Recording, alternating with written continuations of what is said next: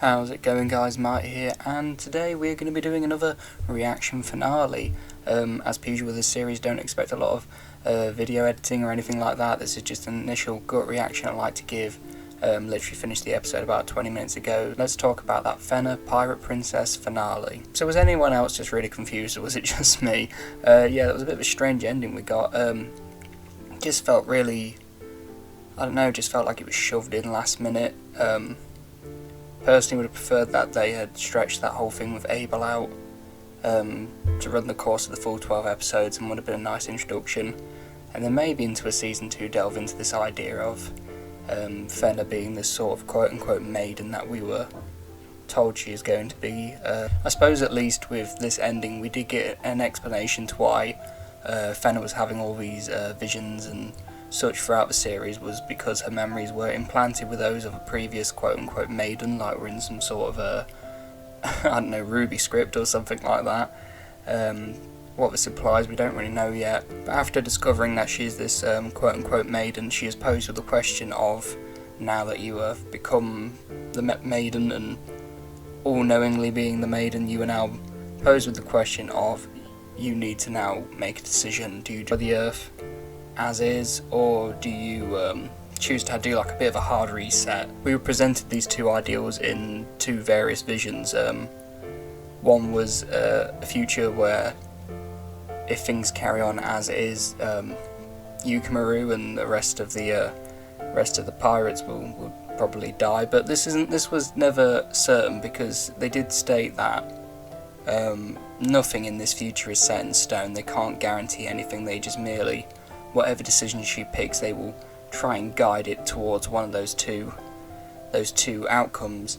The other vision we're then presented with is some sort of weird Noah's Ark sort of scenario where the world is reset and then only those quote-unquote pure souls will remain and all the rest will be cast into oblivion, is how they put it.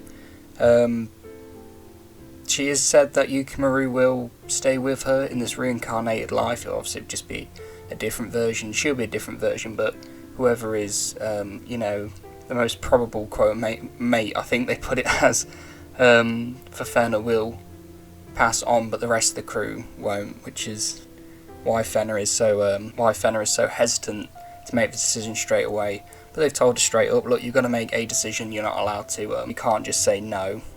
So what we get at the ending is Fena obviously picks to carry on as things are, but she loses her memory, and for some reason her hair has changed colour. I don't know why this is done. Personally, like the blonde hair on Fena, I thought it looked great. You know, this is obvious that because Yukimaru is still there, and all the fellow pirates are still there.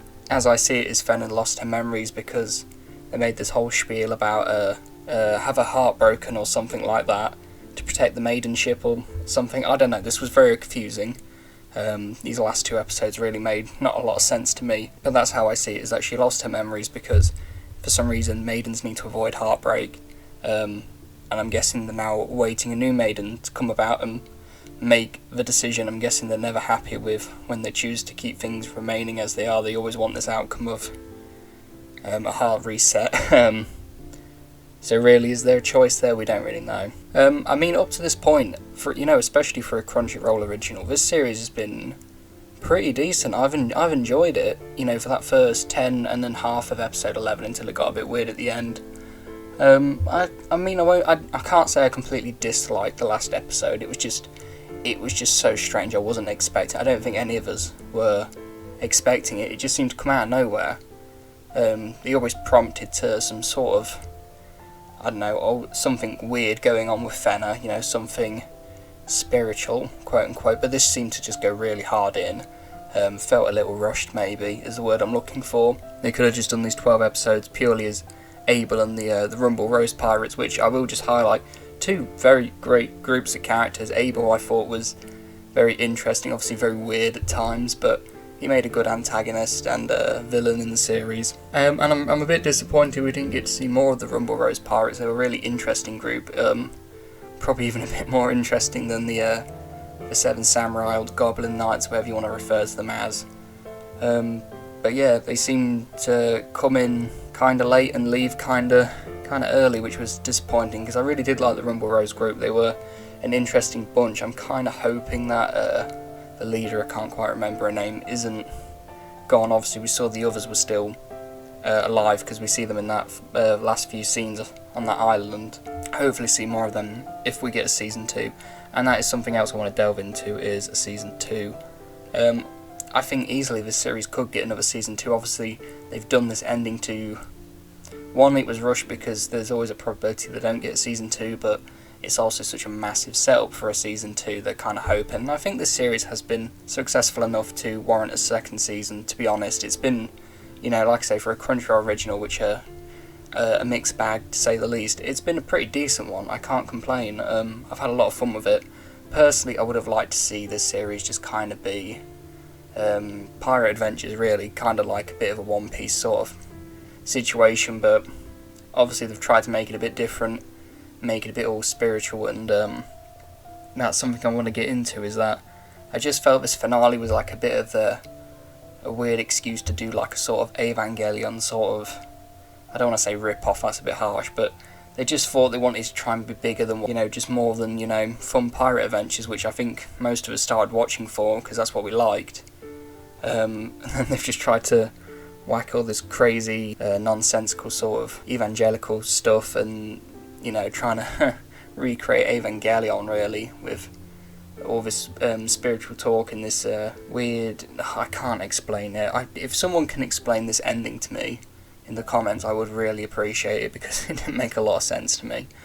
But yeah, if I had to make a choice, I would love to see a second season of Fena.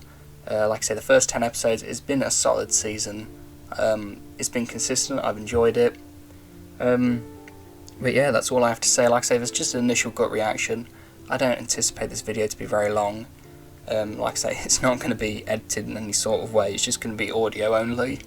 I just really wanted to give my gut reaction to that finale, because it's a series I've enjoyed, and I hope you guys enjoyed it as well. And if you did, I would love to hear your thoughts, your predictions for a season 2, and just general questions about, like I say, someone please explain this ending to me, I'd really appreciate it. Anyway guys, I thank you for listening, and I'll see you next time.